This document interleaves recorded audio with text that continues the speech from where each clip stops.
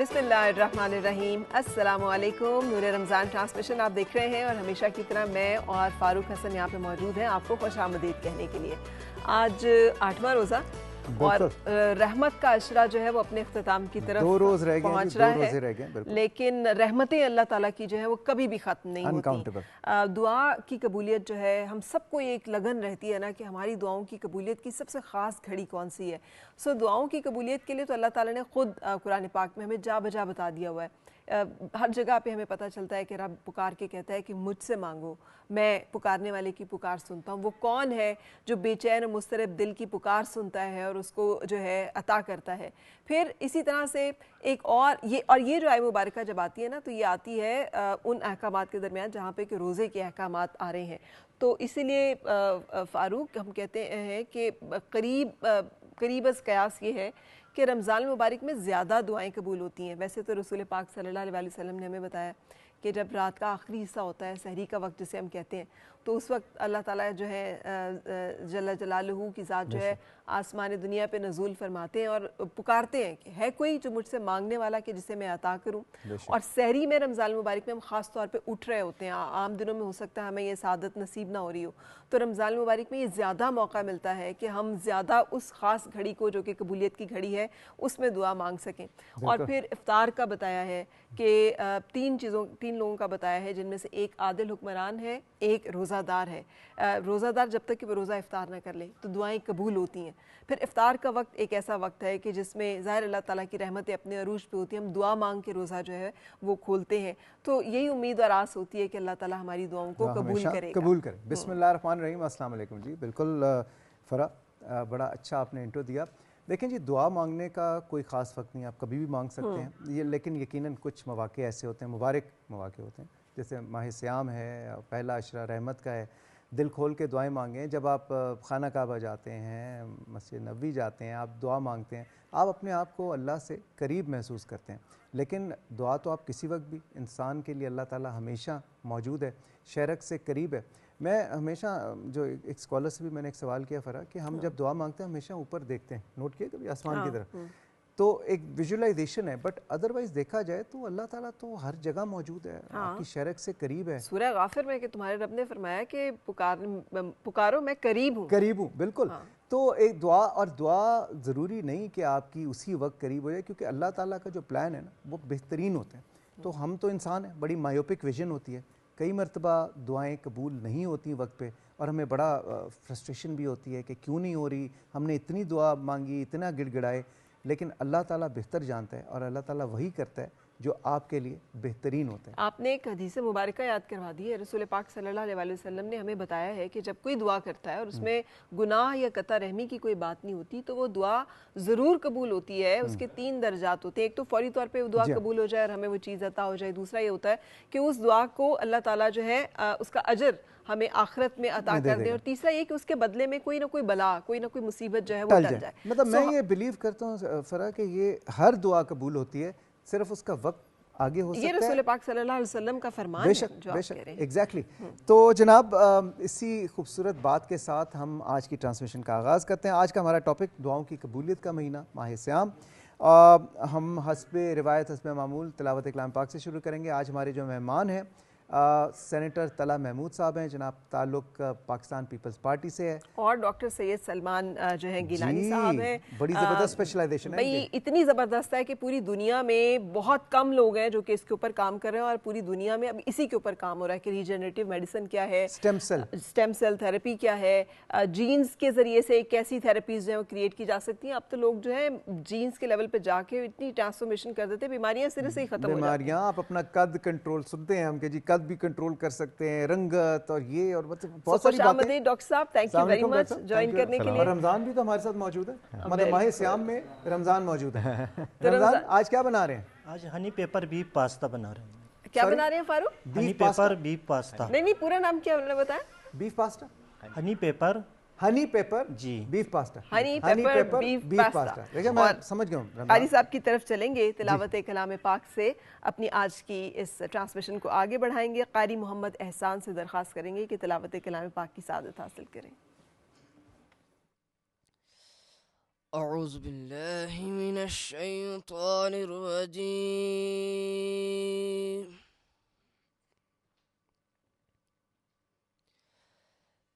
بسم الله الرحمن الرحيم.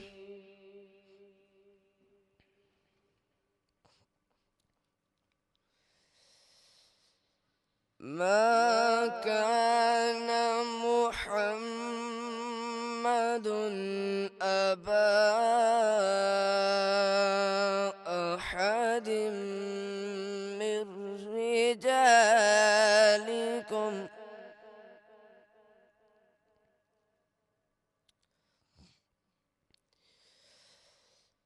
ما كان محمد أبا أحد من رجالكم ولكن رسول الله وخاتم النبيين.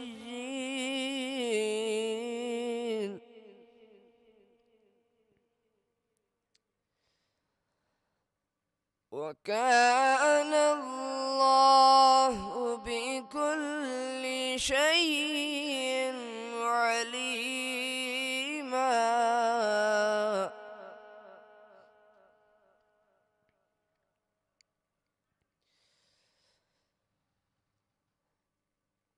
ما كان محمد أبا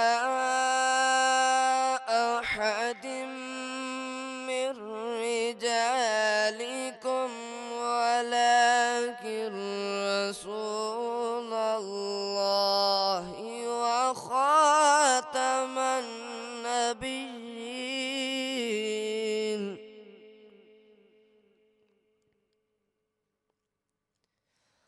وكان الله بكل شيء عليما.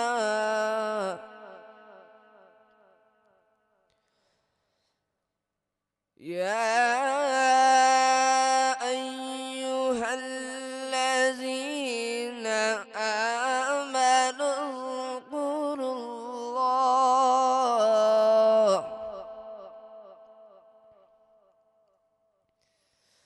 اذكروا الله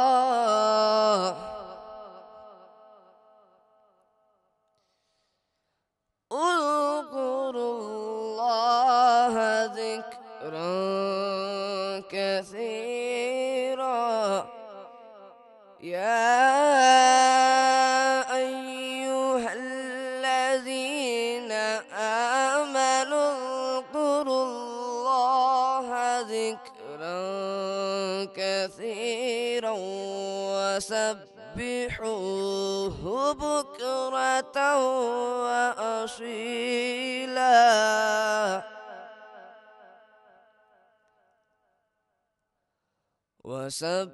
وسبحوه بكرة وأصيلا.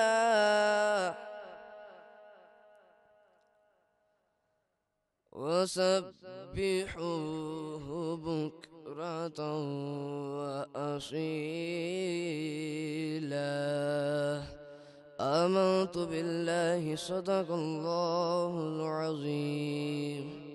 जज़ाकल्लाह। सूरह अहज़ाब की आयत मुबारका यहाँ पे तिलावत की गई, जिनका तर्जुमा कुछ इस तरह से है कि मोहम्मद सल्लल्लाहु अलैहि वसल्लम तुम्हारे मर्दों में से किसी के बाप नहीं हैं, लेकिन वो अल्लाह के रसूल और आखिरी नबी हैं और अल्लाह हर चीज़ को खूब जानने वाला है। और ए ईमान वालो, अल्लाह को कसरत से याद करो और सुबह शाम उसकी तस्बीह बयान करो। سو یہ وہی جو ہم دعا کا ابھی ذکر کر کانسیپٹ بتا رہے تھے بالکل جناب کہ یہ صبح و شام جو تسبیح، اب دیکھیے یہ بھی وقت کا ذکر ہو گیا، اس ٹائمنگ کا ذکر ہو گیا کہ جو قبولیت کے اوقات ہیں یا اللہ کے ذکر کے اوقات ہیں جن کے بارے میں قرآن پاک میں بڑی صراحت اور کے ساتھ مختلف نشانیاں دی گئی ہیں. لیکن جیسا کہ فرا ہم نے شروع میں بھی بتایا کہ دعا آپ کسی وقت بھی مانگ سکتے ہیں، اور ہمیشہ جب آپ آزمائش میں ہوتے ہیں، کسی پرابلم میں ہوتے ہیں، مشکل میں ہوتے ہیں، تو ہمیشہ آپ اللہ تعالیٰ کو ہی یاد کرتے ہیں. ہمیں جی سینیٹر طلحہ صاحب نے بھی جوائن کر لیا. سر السلام علیکم، thank you very much. Senator Talha Mahmood صاحب کی طلحہ محمود فاؤنڈیشن بھی ہے جی، اور بہت سوشل ورک کرتے ہیں اسپیشلی ناردرن ایریاز میں، چترال میں. اور اس کے علاوہ سینیٹر صاحب کا ایک اور بڑا اعزاز ہے کہ سن 2002 سے یہ سینیٹر ہیں، تو probably one of the longest serving senators if I am not mistaken. کوئی آپ سے لمبا بھی ہے؟ 2006 خوش آمدید آج کی رمضان افطار ٹرانسمیشن میں. سر تو ہم اس سے پہلے کہ اپنی ٹرانسمیشن سے آگے چلے تو ایک سوال آپ سے کیے چلتے ہیں. سیاست میں آنے کا اصل محرک کیا تھا؟ What motivated you to be a politician? بڑا اچھا آپ نے سوال کیا. اس کا بھی ریلیشن اسی سے نکلتا ہے جس کا آپ نے ذکر کیا. میں یہ ویلفیئر کے کاموں میں سے منسلک ہوں 90s سے. ٹھیک ہے.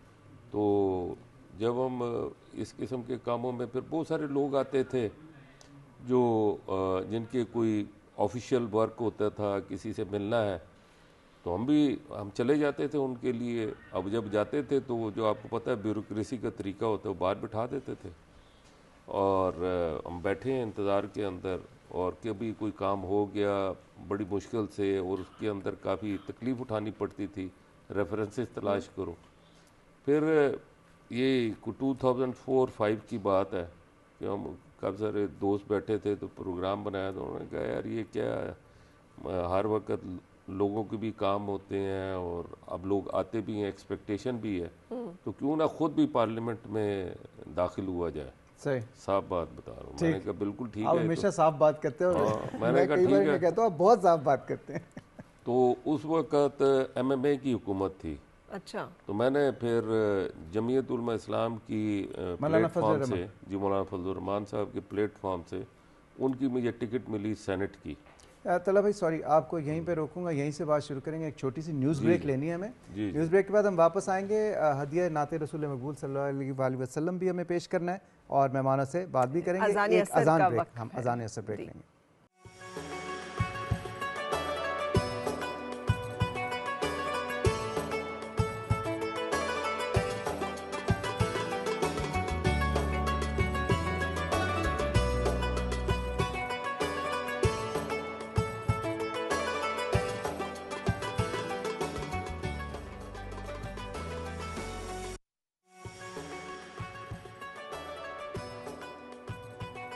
ایک دفعہ پھر خوش آمدید نور رمضان ٹرانسمیشن میں. اور نعت رسول مقبول صلی اللہ علیہ وسلم اس وقت پیش کریں گے صاحبزادہ قاری محمد حفیظ. کوئی گل باقی رہے گا نہ چمن رہ جائے گا. کوئی گل باقی رہے گا نہ چمن رہ جائے گا. بس رسول اللہ کا دین حسن رہ جائے گا. جو پڑے گا صاحب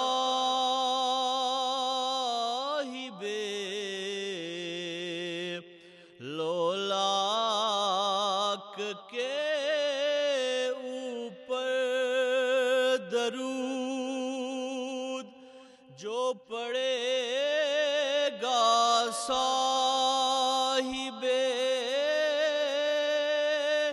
لولاک کے اوپر درود،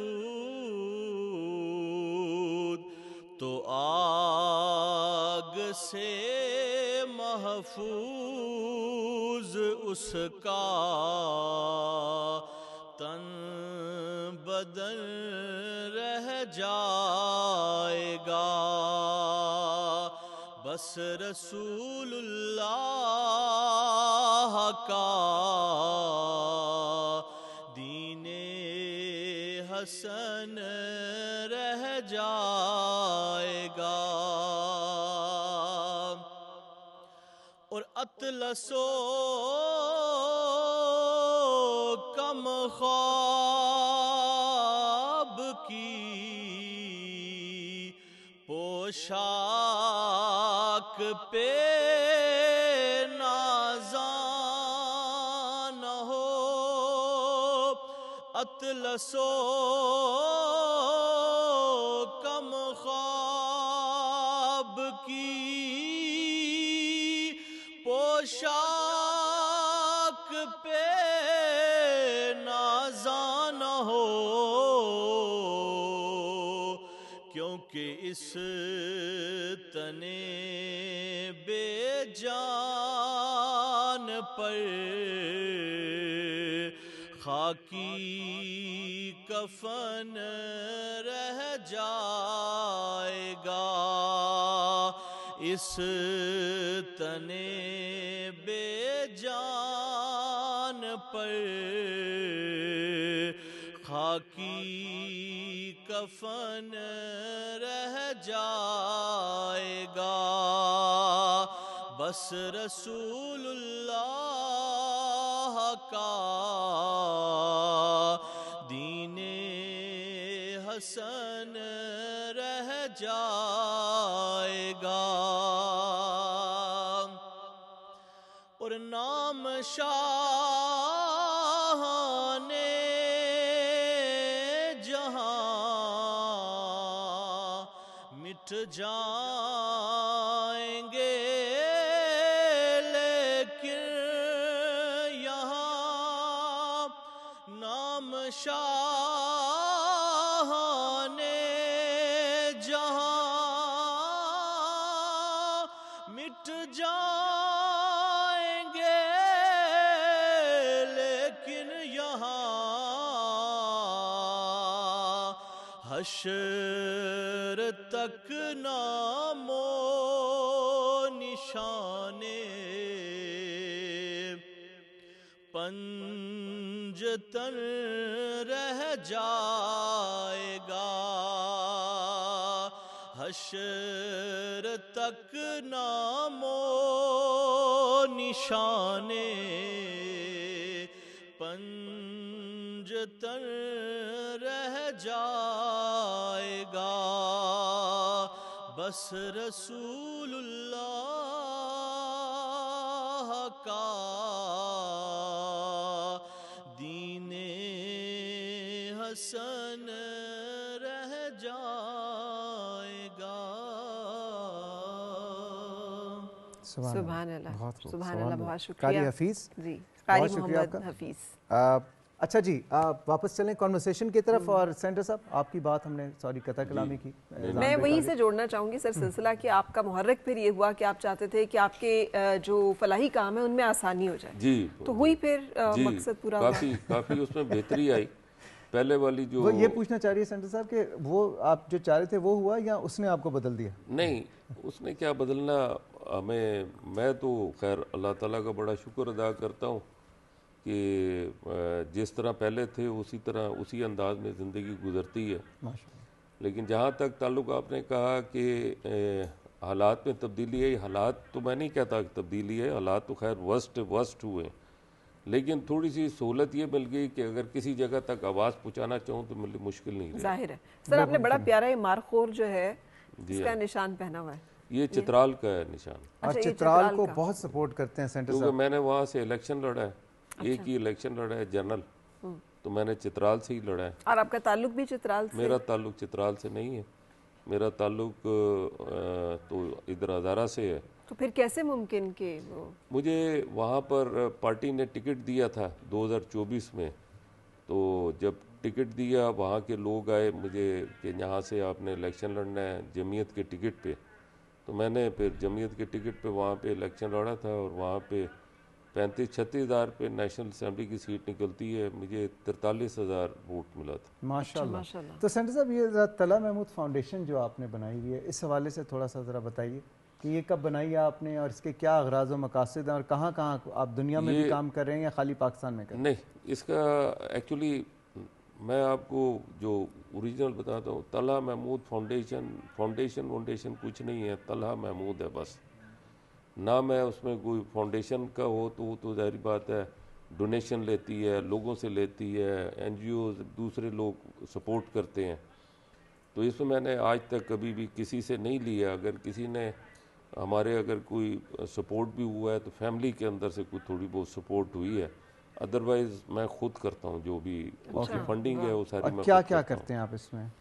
اس کے اندر ہم کمیونٹی ورکس بھی کرتے ہیں، اس کے علاوہ ایجوکیشن پہ کام کر رہے ہیں۔ کسی خاص علاقے میں؟ چترال میں کر رہے ہیں، 250 سینٹر خواتین کے میں کھول رہا ہوں، 160 کھول چکا ہوں، ماشاء اللہ، 160 سے زیادہ کھول چکا ہوں خواتین کے لیے، یہ ووکیشنل جو ہوتے ہیں۔ اس کے علاوہ آئی ٹی سینٹرز کافی سارے کھولے ہیں۔ پھر یہ کہ روڈز وغیرہ کہیں پر ضرورت ہے تو روڈز وغیرہ بنا دیں، بریجز بنوا دیے، جو لکڑی وکڑی کے ہوتے ہیں، جو ہمارے چھوٹے لیول کے پروجیکٹس ہیں اس لیول کے میں کام کرتا ہوں۔ اس کے علاوہ فوڈ آئٹمز ہیں اور لوگوں کی کوئی، اور یہ سب جو بھی اس کی فنڈنگ کرتے ہیں میں خود۔ خوراک تو آپ نے غزہ میں بھی بھجوائی تھی میرے خیال میں، جب وہاں غزہ میں ابھی بھی چل رہا ہے، ابھی بھی چل رہا ہے آپ کا آپریشن؟ ماشاء اللہ۔ اچھا، لیکن سینٹ اور قومی اسمبلی سے بڑا میرا خیال ہے رفائی اور فلاحی کام اور کوئی نہیں ہو سکتا۔ آپ ایک صحیح وہاں پہ پالیسی میکنگ کر دیں تو اس کا امپیکٹ جو ہے پتہ نہیں کتنے لاکھوں کروڑوں لوگوں تک اور کتنے عرصے تک وہ جاری رہے گا۔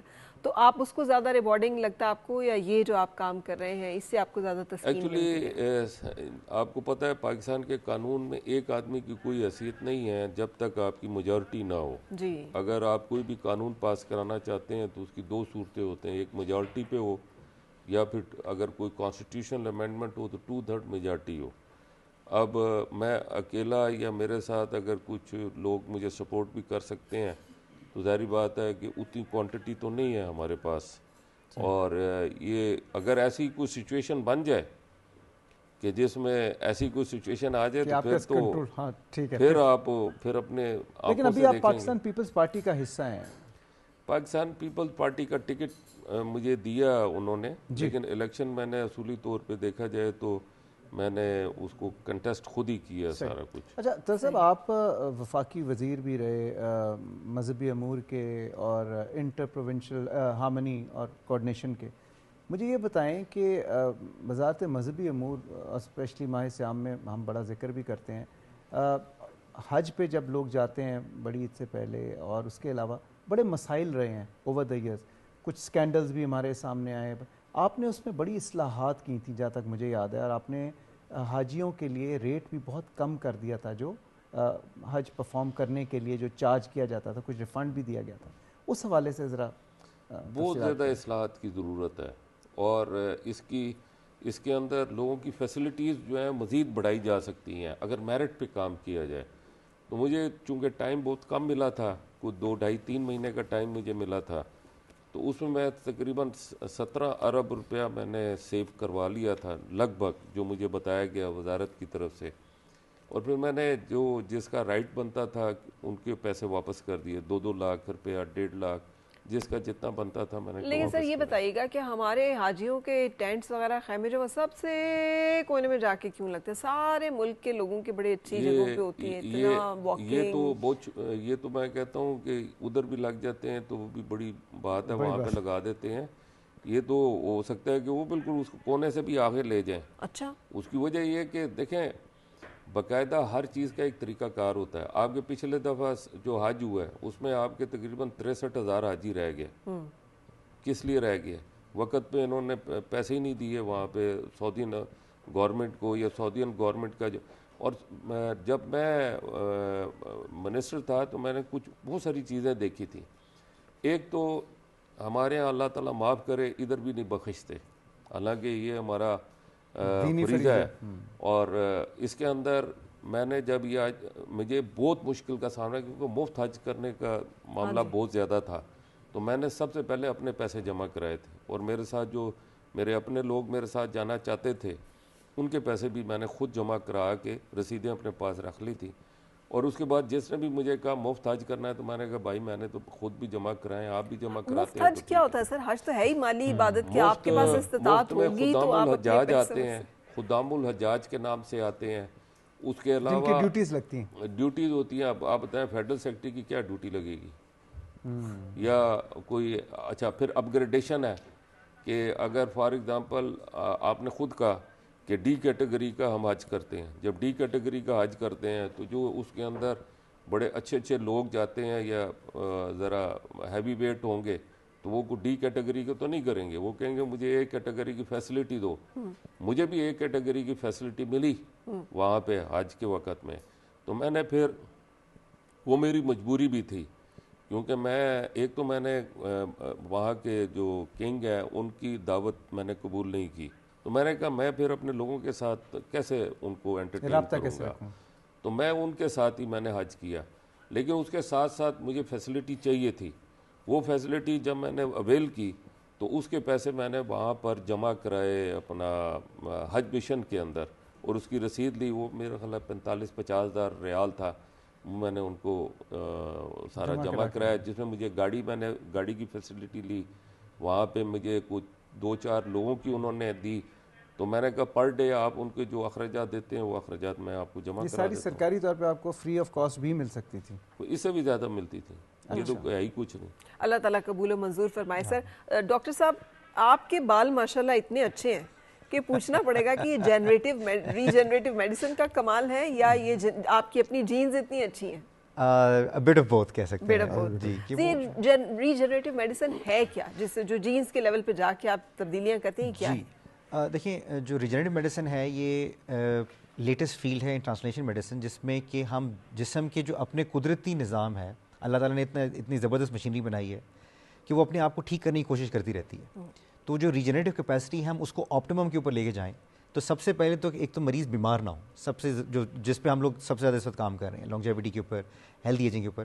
لیکن اگر خدا نخواستہ کوئی بیماری ہو بھی گئی ہے تو ہم مریض کے اپنے ہی کوئی اسٹیم سیلز لے کے, کوئی سیلز لے کے, یا کوئی ایسے گروتھ فیکٹرز لے کے جو اس بیماری کو ٹھیک کر سکیں, تو یہ ریجنریٹو میڈیسن ہے. ان کتنا ایفیکٹو ڈپینڈ کرتا ہے کہ ہم کس بیماری کی بات کر رہے ہیں اور پیشنٹ کے اسٹیٹ کے اوپر ہمارے پاس آئے ہیں.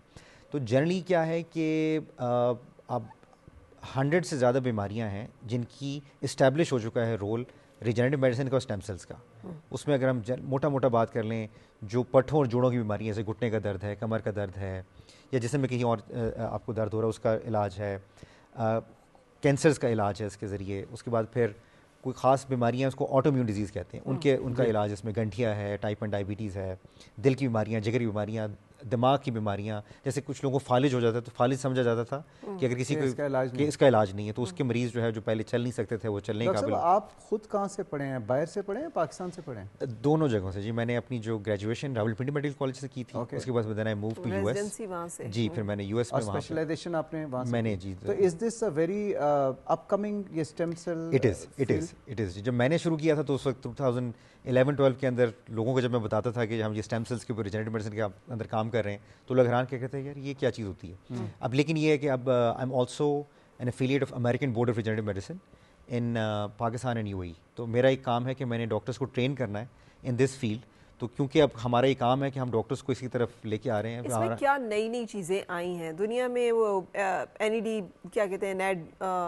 کی بہت بات ہو رہی ہے, بہت زیادہ لوگ اس کو کر رہے ہیں. آپ کے اور بھی ڈفرینٹ ٹریٹمنٹس ہیں, اوزون ٹریٹمنٹس ہیں, ان کی بڑی بات ہو رہی ہے. یہ افیکٹو ہے؟ جی بہت افیکٹو ہیں ان لوگوں کے لیے جن کو ان کی ضرورت ہے. دیکھیں ہر چیز دیر از نو سچ تھنگ ایز ون پل فٹس آل, کہ بھائی ایک علاج ہر کسی کے لیے نہیں ہوتا. تو ہم لوگ آج کل کیا کرتے ہیں کہ سب سے پہلے مریض کی, ہمارے جو کلائنٹس ہیں ان کی اسکریننگ کرتے ہیں کہ وہ جب جس اسٹیٹ میں ہمارے پاس آئے ہیں تو ان کو کس چیز کی ضرورت ہے. اس چیز کو اس کے مطابق اگر دیا جائے گا تو یقیناً باڈی جو ہے نا وہ اس کو رسپونڈ کرے گی اور وہ ٹھیک ہوں گے. اس کو ہم پریسیجن میڈیسن کہتے ہیں. کہ جنرلی کیا ہے میڈیسن جو ہم ایلوپیتھی پریکٹس کرتے ہیں اس کے اندر وہ ڈیزیز سینٹرک ہے کہ ڈیزیز کے مطابق ہم نے علامات کا علاج کر لیتے ہیں. لیکن اب ریجنریٹو میڈیسن کے اندر ہم لوگ جو ہے وہ پیشنٹ اسپیسیفک ہو گئے ہیں کہ ان کی اپنی جو بیماری ہے, ان کی اپنی جو سٹیٹ ہے, ان کے اپنے جو وجوہات ہیں آپ اس پہ اور آئی تھنک اس سے پریونشن بھی ہو سکتی ہے اگر آپ پہلے absolutely that is the idea, that is the whole idea کہ ہم بجائے اس کے کہ انفارچونیٹلی جو ایلوپیتھی ہے وہ ہمیشہ سے ریئیکٹیو رہی ہے کہ کوئی چیز ہو گئی ہے تو اس کا علاج کریں, لیکن ہم پریونشن کے پہلے سے ایسا کر دیتے ہیں کہ مضبوط. سینٹر صاحب آپ سے جاننا چاہوں گا, سر آپ ایک ماشاءاللہ لیڈنگ بزنس مین بھی ہیں اور آپ کا بڑا زبردست بزنس بھی ہے. ہماری حکومت بھی ہمیشہ فوکس رہا ہے اور معیشت کا پہیہ تبھی چلتا ہے جب انویسٹمنٹ ہو, نئی انڈسٹری لگے, direct investment, foreign direct investment ہو. آپ خود کیونکہ کاروباری شخصیت بھی ہیں اور ماشاءاللہ آپ حکومت کا حصہ بھی رہے ہیں, مجھے یہ بتائیں کہ کیا وہ سٹیپس ہیں جو ہم لے سکتے ہیں جس سے یہ کانفیڈنس جو ہے انویسٹر کا یا بزنس مین کا وہ بڑھے اور تیزی سے اس طرف انڈسٹری بھی لگے اور کیپٹل ایکسپینڈیچر بھی.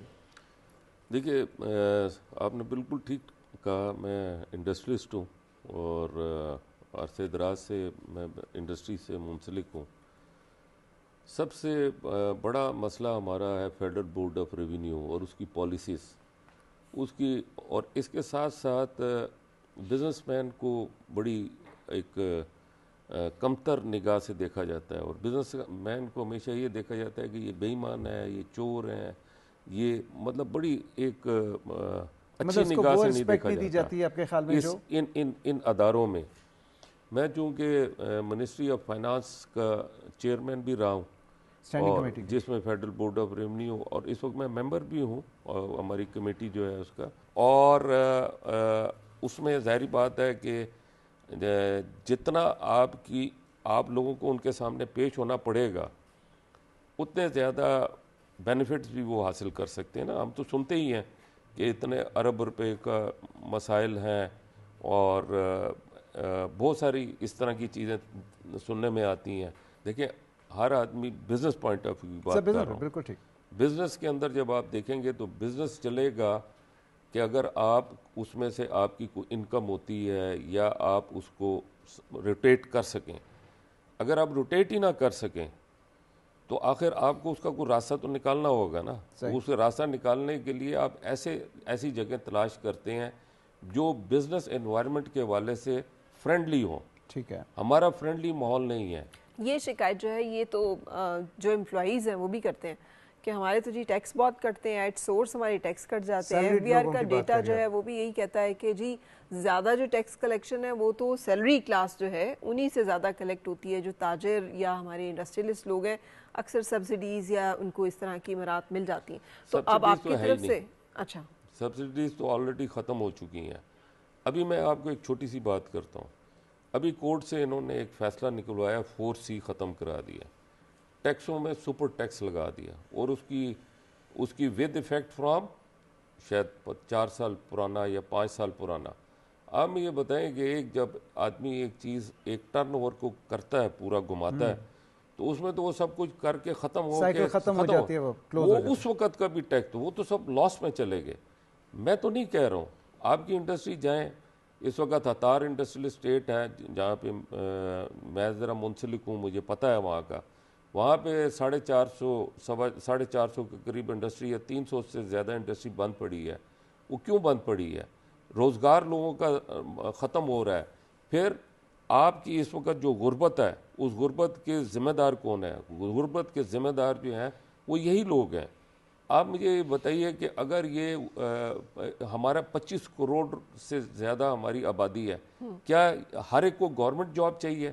ہر ایک کو گورنمنٹ سنبھالے گی؟ گورنمنٹ نہیں سنبھال سکتی, پرائیویٹ سیکٹر سنبھالتا ہے. بالکل. لیکن اگر ہم روڈ پہ دیکھیں, گاڑیاں دیکھیں, لوگوں کی سپینڈنگ دیکھیں, گھر دیکھیں, بینکس میں جو کریڈٹس ہوتے ہیں وہ دیکھیں, تو لگتا ہے کہ یہاں پر تو بہت امیر لوگ ہیں. آپ اسلام آباد کی بات کر رہی ہیں. پاکستان صرف اسلام آباد نہیں ہے, لاہور نہیں ہے, کراچی نہیں ہے, فیصل آباد نہیں ہے. ہم 25 کروڑ آبادی, ایکچولی یہی چیز دیکھتے ہیں سارے. میں آپ کو بتاتا ہوں, دو سیکٹر میں دو طبقات میں اس وقت تبدیل ہو گئے ہیں. 1980s 90s کے اندر ایک بہت بڑا طبقہ تھا جس کو ہم سفید پوش طبقہ کہتے تھے. وہ ریزنیبل لائف گزارتا تھا, مڈل کلاس اب ختم ہو گئی ہے. دیکھیں ہر ملک کے اندر بڑے بڑے, میں ساؤتھ کوریا گیا, बड़े बड़े वहाँ पे ग्रुप्स हैं, हुंडई ग्रुप है, मित्सुबिशी है, बहुत कैलकुलेटेड है, लेकिन उनके पूरे पूरे शहर हैं। हमारे यहाँ अगर किसी के पास पैसा आ जाए तो हम उसको नफरत की निगाह से देखते हैं, ब्यूरोक्रेसी हो गई, गवर्नमेंट हो गई। नहीं, जैसे अभी आपकी बातों से भी अंदाजा हो रहा है, आप भी उसी अंदाज से देखती हैं। ये एक कल्चर डेवलप किया गया। नहीं, मैं जो गवर्नमेंट के एंड पे जो एफडीआर के एंड पे बातें आती हैं, मैं वो आपके साथ वही मैं बताना चाहता हूँ। देखिए, मैं आपको बार बार कहता हूँ कि प्राइवेट सेक्टर लोगों को संभालता है। दुरुस्त आज इस वक्त जो मिडिल क्लास सारा ख़त्म हुआ है, वो प्राइवेट सेक्टर की वजह से ख़त्म हुआ है कि प्राइवेट सेक्टर को कमज़ोर कर दिया है। अच्छा। आज आप बिजनेसमैन से जिस जगह जाके 90% से ज़्यादा लोगों से आपकी बात होगी, सब कहेंगे हम परेशान हैं। सर लेकिन आप तो खुद गवर्नमेंट का हिस्सा है, मैं तो फरा ये पूछना चाह रहा हूँ कि जो है वो फिर अगर आप भी तनकीद करेंगे तो फिर हम किससे बात करेंगे? सर एक सेकंड कोलिशन सर, आप पार्लियामेंटेरियन हैं, लॉ मेकर हैं, बेसिकली ये कहना चाह रही है फरा। सो हमारी एक्सपेक्टेशन अवाम की ये है कि जब एक पार्लियामेंटेरियन जो लोगों का नुमाइंदा है, जब वो जहाँ वहाँ पे जाता है तो वो ये वॉइस रेज़ करे या जो इश्यूज़ रेज़ करे। और आप तो माशाल्लाह दोनों तरफ देख चुके हैं, आप क्योंकि बिजनेसमैन भी हैं, पार्लियामेंटेरियन भी हैं। मेरे ख्याल में तो 2-3 सिर्फ हम्बल सबमिशन दूंगा। एक तो जैसे टैक्स की आपने बात की, टैक्स कलेक्शन की, तो आई थिंक जो टैक्स टॉप टैक्स पेयर्स हैं उस पर हुकूमत पाकिस्तान उनको एक्नॉलेज, अभी वज़ीर आज़म साहब ने भी एक्नॉलेज किया, हर साल एक किया करते हैं, उन्हें ब्लू पासपोर्ट्स भी देने का वादा किया जो कि उन्हें मिल रहे हैं, जो कि मुराद हैं as per the normal collection. लेकिन आपके बिल्कुल गिले जायज़ हैं, लेकिन इसके लिए बड़ी बॉडीज़ बनी हुई हैं, चैम्बर ऑफ कॉमर्स है, FPCCI है, आप खुद पार्लियामेंट, तो आप ये रेज करते हैं वहाँ पे?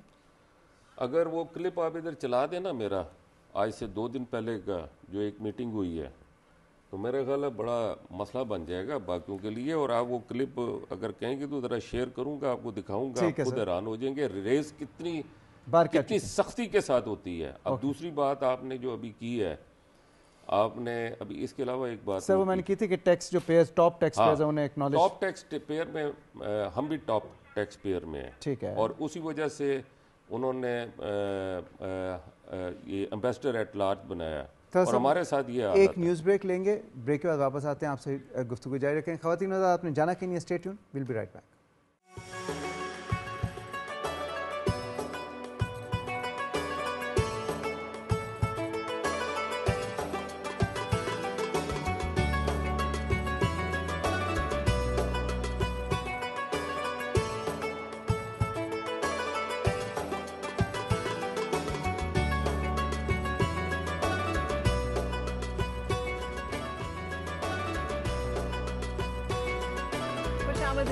रमज़ान आप देख रहे हैं पाकिस्तान टेलीविज़न पर, मैं और फारूक हसन, और आज हमारे मेहमान हमारे साथ मौजूद हैं सेनेटर तलहा महमूद खान जो कि पाकिस्तान पीपल्स पार्टी से ताल्लुक़ है, और डॉक्टर सैयद सलमान गिलानी साहब जो कि रीजनरेटिव मेडिसिन और स्टेम सेल्स के हवाले से हमें बात कर रहे हैं। और बहुत सारी ऐसी इन्फॉर्मेशन है जो बहुत इंपॉर्टेंट है, इसलिए कि हम अक्सर इसके बारे में रील्स देख रहे होते हैं, और ये वो इन्फॉर्मेशन है जो लेटेस्ट दुनिया में रिसर्चेस की गई हैं और टेक्नोलॉजीज़ और इंटरवेंशंस इंट्रोड्यूस करवाई गई हैं। डॉक्टर साहब उसको पाकिस्तान में लेकर आए हैं और इस हवाले से हम शेयर करेंगे। फरा के RMC से पढ़े हैं, पिंडी से पढ़े हैं, पिंडी मेडिकल, सारे डॉक्टर जो हैं वो यहीं से पढ़कर फिर बाहर जाते हैं और residency and trainings and specialisation करते हैं। और आपको अगर आप दुनिया की जो हेल्थ वो है उसको देखें तो बहुत सारे पाकिस्तानी डॉक्टर्स हैं जो पूरी दुनिया में बड़ा अच्छा काम कर रहे हैं। ये एक बड़ी ज़बरदस्त बात है। डॉक्टर साहब ये बताइए कि जो स्टेम सेल थेरेपी है या ये रीजनरेटिव कंसल्टेंसी है, ये अब दुनिया में पॉपुलर हो रही है, स्पेशली वेस्ट में, यूरोप में, अमेरिका में तो बहुत है, पाकिस्तान में अभी इतनी ज़्यादा कॉमन नहीं है। नहीं जी, आप सही कह रहे हैं, बहुत नहीं है। हाँ। और आप इसकी ट्रेनिंग भी करा रहे हैं नए, और ऑब्वियसली अब क्योंकि ये अपकमिंग फील्ड है तो इसमें नए डॉक्टर्स जो आएंगे वो इसमें स्पेशलाइजेशन भी करेंगे। डॉक्टर साहब हम ये कैसे कह सकते हैं कि कॉमन नहीं, जितने अमीर लोग हैं हाँ जी वो सब तो ये इस पे लगे हुए हैं। वो डॉक्टर्स की बात कर रहे थे, आप पेशेंट्स की बात कर रहे हैं। पेशेंट्स को कराना चाहते हैं, पेशेंट्स कराना चाहते हैं। यू विल बी सरप्राइज कि पेशेंट्स के पास ज्यादा नॉलेज है इस वक्त, क्योंकि वो इस चीज के बारे में रिसर्च करते रहते हैं। जी बिल्कुल, ये कंसीडर कर रहे थे कि हम अमेरिका जाके कराएं या हम इंग्लैंड में कराएं या टर्की में कराएं। तो पाकिस्तान में भी अब ये जब कॉमन हो जाएगी तो यहाँ पे भी सेंटर्स बन जाएंगे। मुझे ये बताएं कि इससे जो हमारा मुस्तकबिल है या जो हमारी जो नई जनरेशन आ रही है उसकी medicinal health point of view से जी क्या बेनिफिट्स उसको? और जो एक बहुत बड़ा एस्पेक्ट है ना डॉक्टर साहब इसका, वो है हेल्थ टूरिज्म। जी बिल्कुल, टर्की पूरा हेल्थ टूरिज्म पे खड़ा है। आप वहाँ वो लोग देखते हैं कि ये सारी दुनिया की जो प्रोसीजर्स हैं कंपेयर करते हैं, प्राइस यहाँ पे सस्ता होता है, वो ट्रैवल करते हैं वहाँ पे, उनके साथ उनका पूरा टूरिज्म लिफ्ट होता है। तो हम जी बिल्कुल जी, तो हम ये है जी बिल्कुल, तो हम ये हेल्थ टूरिज्म कैसे इन चीज़ों के साथ बेहतर कर सकते हैं? देखिए, सबसे पहले तो मैं आपके सवाल की तरफ आ जाता हूँ कि जी ये इट इज़ इम्पेरेटिव कि हम ये रिजेनरेटिव मेडिसिन की तरफ और प्रिवेंटिव मेडिसिन की तरफ आएँ। कोविड जो कि बहुत टैक्सिंग टाइम था पूरी दुनिया के ऊपर, तो उसने एक चीज़ सिखा दी कि अब आप ट्रीट नहीं कर सकते। कोविड के दौरान पूरी दुनिया के ऊपर इतना हेल्थ लोड आ गया कि अगर उससे ज़्यादा आता तो शायद वो पूरा कोलैप्स कर जाता। तो अब पूरी दुनिया जो है वो प्रिवेंटिव मेडिसिन की तरफ जाने की कोशिश कर रही है। तो इसलिए क्या ज़रूरी है कि हम बीमारियों को होने ना दें, हम प्रिवेंट करें उनको। बिल्कुल सर। जिसके ऊपर अब पूरी दुनिया के अंदर, यूएस के अंदर ख़ासतौर पर बहुत ज़्यादा काम हो रहा है ऑन लॉन्जेविटी मेडिसिन, कि आपका हेल्दी लाइफ स्पैन हो, यानी इसको हम हेल्थ स्पैन कहते हैं कि ऑफ कोर्स हम लाइफ स्पैन तो नहीं बढ़ा सकते, आपकी ज़िंदगी एक लिखी है, लेकिन उसके अंदर आपने कितनी हेल्दी लाइफ गुजारनी है वो अब हम बना सकते हैं थ्रू रिजेनरेटिव मेडिसिन। उसके लिए हमारे पास मुख्तलिफ मोडालिटीज़ हैं। अब हम लोग क्या करते हैं कि हम जो हमारे हेल्दी पेशेंट्स नहीं कहते हैं, हम क्लाइंट्स कहते हैं, because they are not apparently they are healthy.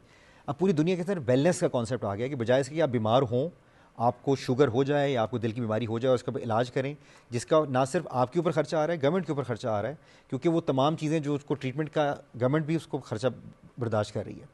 तो हम लोगों ने प्रपोज़ किया कि हम बच्चों को उस एज के ऊपर, अगर आप देखोगे अभी हमारा लाइफस्टाइल बहुत हेल्दी नहीं रहा, तो हमारा एक काम यह है कि हम हर किसी को, यंगर जो जनरेशन है, जो हमारी उम्र के लोग हो गए, उनको हेल्दी एजिंग की तरफ लेके आए। उसके अंदर लाइफस्टाइल सबसे इंपॉर्टेंट है। हम कोशिश ये करते हैं कि हमारी चीज़ के लिए ना कोई इंजेक्शन लगवा लें, कोई ड्रिप लगवा लें, कोई दवाई ले लें, क्विक फिक्स ले लें। अनफॉर्चुनेटली क्विक फिक्स नहीं है। I am sorry to break it to you कि आपको अपनी उसके ऊपर हेल्थ के ऊपर मेहनत करनी है, आपको अपना लाइफस्टाइल अच्छा रखना है, आपने अपनी खुराक का ख्याल रखना है।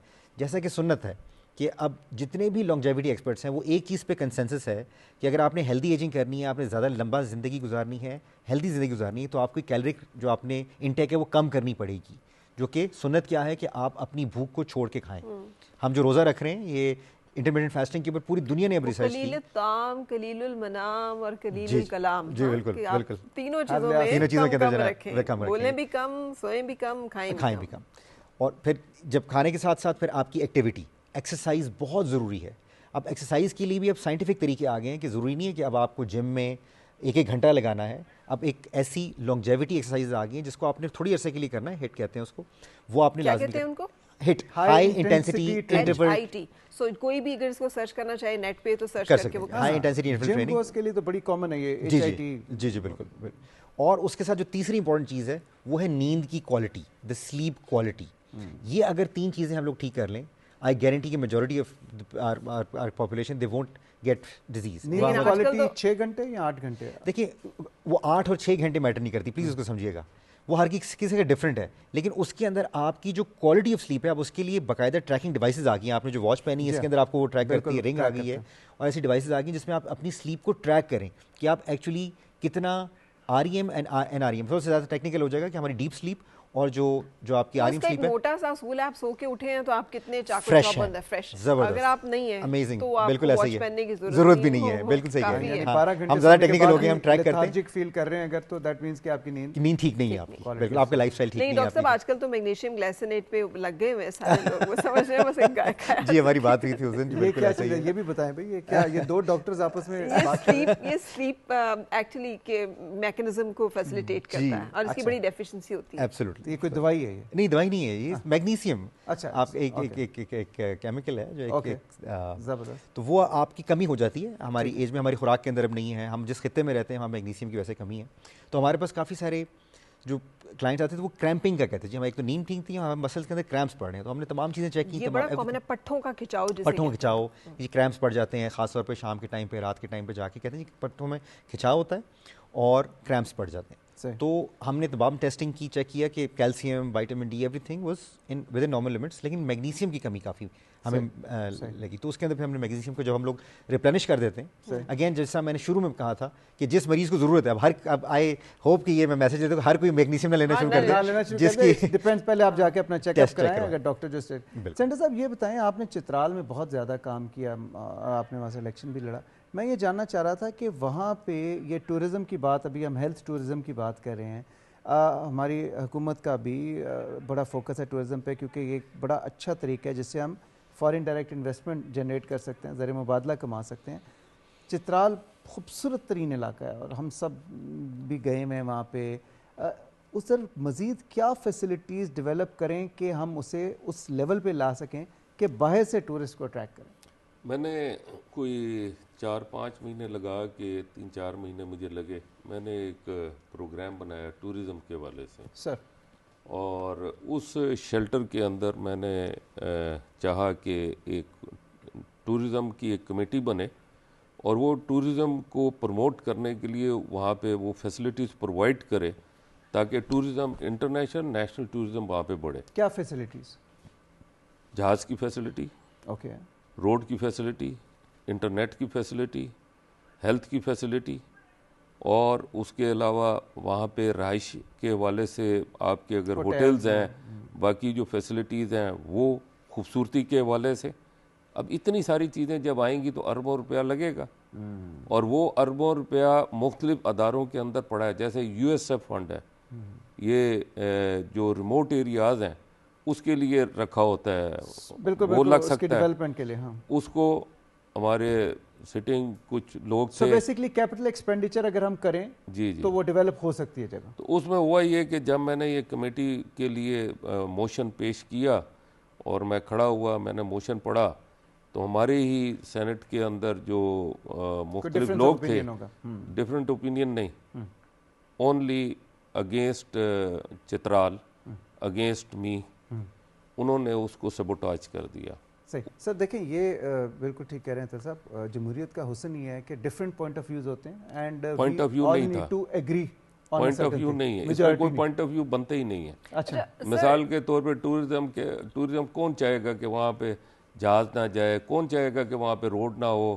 وہ صرف اس لیے کہ اس کی پاپولیرٹی اور نہ بڑھ جائے اور اس سے ہمارے ہاتھ سے وہاں کے علاقے کا کنٹرول نہ نکل جائے۔ کچھ بڑے لوگ بیٹھے ہیں نا مگر مچھ کی طرح، جو چاہتے ہیں کہ علاقوں کے اندر اپنا کنٹرول رکھیں، غریب لوگ عوام جو ہے ان کو اپنے شکنجے کے اندر رکھیں، اور چترال ایک خاص علاقہ ایسا ہے کہ اس کو ہمیشہ سے اپنے شکنجے میں رکھا گیا ہے۔ اب اس کی زنجیریں آہستہ آہستہ ٹوٹنی شروع ہوگی، کیوں وہاں سے اویئرنیس کی آوازیں آنی شروع ہوگی۔ دعا ہے کہ پاکستان کا ہر علاقہ جو ہے وہ ترقی کرے۔ اور بالکل آپ کے بارے میں اگر ہم جاننا چاہیں کہ دعا، قسمت یا محنت، آپ کیا سمجھتے ہیں؟ دعا، قسمت یا محنت؟ آپ ماشاءاللہ کامیاب انڈسٹریلسٹ، کامیاب سیاستدان، تو کیسے ممکن ہے ان تینوں میں سے آپ کس کا زیادہ سمجھتے ہیں، کس کو زیادہ کریڈٹ دیں گے؟ دعائیں ہیں کوئی خاص، آپ کی قسمت بہت اچھی ہے، یا آپ نے محنت بہت کی ہے؟ دیکھیے، سب سے پہلے آپ کو اللہ پہ توکل کرنا ہوگا اور اللہ پر رجوع کرنا پڑے گا، نمبر 1۔ نمبر 2، جو آپ کی محنت ہے اس میں آپ کو کوتاہی نہیں کرنی، اور تیسری چیز، آپ نے اپنے مقصد کے حوالے سے پازیٹیو رول ادا کرنا ہے، اور آپ نے کوئی ایسا کام نہیں، آنیسٹی اور باقی چیزوں کو لے کے ساتھ چلیں، لوگوں کی مدد کے حوالے سے بھی آپ اپنی سوچ کو ڈیولپ کریں، تو میں سمجھتا ہوں اس سے اللہ تعالیٰ کی مدد بھی آتی ہے، اور اس سے اللہ تعالیٰ کی برکتیں بھی اس میں آتی ہیں، اور اس سے آپ کے بہت سارے کام ایسے جس کے اندر آپ کو سمجھ نہیں آتی کہ یہ کام کیسے ہوگا، اللہ تعالیٰ ایسے اسباب پیدا کرتا ہے کہ وہ کام آپ کا ہو جاتا ہے۔ تو سر، کبھی زندگی میں ہوتا ہے نا کہ انسان کو پچھتاوا ہوتا ہے، کسی چیز کا کوئی افسوس، ریگریٹ ہوتا ہے، اس طرح کی کوئی کیفیت بھی ہے آپ کی زندگی میں کہ جہاں آپ کو فیل ہوتا ہو؟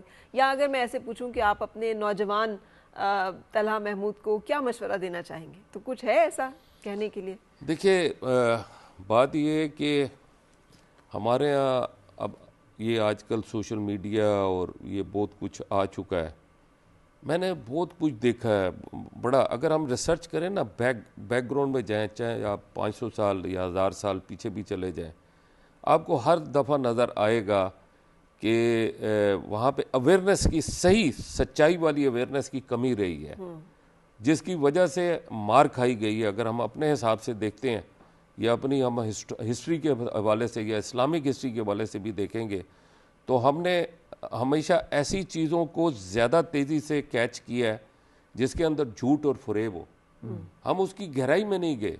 ہم نے اپنی اویئرنیس کو صحیح لائن پہ چلانے کی کوشش نہیں کی، جس کی وجہ سے ہم نے نقصان اٹھایا اور ہم لوگ پستی کے اندر گئے ہیں. اگر آپ ہمارے پچھلے بھی دور اٹھا کے دیکھیں گے تو ہم نے مار ہی کھائی ہے انہی لوگوں کی وجہ سے جنہوں نے غلط قسم کی جھوٹ پھیلایا اور جھوٹ کے اندر انہوں نے لوگوں کو بیوقوف بنا کے ان سے اپنے فائدے اٹھائے. آج میں آپ سے ایک بات کرتا ہوں، چلیں ہم پاکستان کی بات کرتے ہیں. ایک کانسٹیٹیوئنسیز کے اندر ایک ریپرزنٹیٹیو کھڑا ہوتا ہے اور وہ یہ کہتا ہے کہ میں تمہارے لیے کام کروں گا، میں تمہاری خدمت کروں گا، میں تمہارے لیے ایسے کروں گا ویسے کروں گا. ہم بیوقوف بن گئے، ہم نے اس کو ووٹ دیا، اس کو بنا کے کھڑا کر دیا. اب مجھے صرف اب اس کے بعد میرا ایک سوال آئے گا کہ جب تم کسی اسٹیٹس پہ نہیں تھے تو تمہارا اسٹیٹس یہ تھا معاشی طور پہ، اب تمہارا اسٹیٹس اتنا بڑا کیسے ہو گیا؟ اس کا سوال کون کرے گا؟ عوام کو کرنا چاہیے نا کہ تمہارے پاس یہ تو اتنی بڑی تمہاری، جب تم اس اسٹیٹس پہ نہیں تھے تو تم ایک چھوٹی سی دکان چلاتے تھے یا ایک چھوٹا سا کاروبار کرتے تھے، چلے ایک کسائی کی دکان تھی سوات میں، آج آپ کے پاس اتنے بڑا اسٹیٹس کیسے آ گیا ہے؟ تو اس چیز کو ہم سمجھتے نہیں ہیں. ہم انڈائریکٹلی ان لوگوں کو مضبوط کرتے ہیں اور عوام جو ہے غربت کے اندر جو ہے وہ دھستی چلی جاتی ہے. صاحب لیکن یہ اویئرنیس جس طرح سے آ رہی ہے میرے خیال میں چیزیں بہتر ہوں گی اور لوگ اب پوچھتے ہیں. اب تو مطلب میرے خیال میں بہت awareness over the last decade اور 15 ایئرس تو بہت زیادہ لوگوں نے اب کویسچن اپنے ریپرزنٹیٹیو سے وہ سوال پوچھتے ہیں، ان کو جب مدد چاہیے ہوتی ہے رابطہ بھی کرتے ہیں. اس کا استعمال بھی غلط ہو رہا ہے سر. جیسے فار ایگزامپل آپ نے ایک سیدھی بات کی ہے، اسی سیدھی بات کو مینوپولیٹ کر کے اس طریقے سے اس کو پھیلایا جائے گا کہ وہ اچھی چیز غلت میں تبدیل ہو جاتی ہے. یہ ہر دور میں سینٹر صاحب رہا ہے. تو آپ یہ سوشل میڈیا کی سے متفق ہیں؟ سوشل میڈیا ایج سے خوش ہیں؟ جتنی ریلز چل رہی ہوتی ہیں ساری صاحب کے باتوں سے لگ رہا ہے میں سوشل میڈیا کے حوالے سے میں سمجھتا ہوں کہ اس سے دونوں سیکٹرز دیکھا جا سکتا ہے.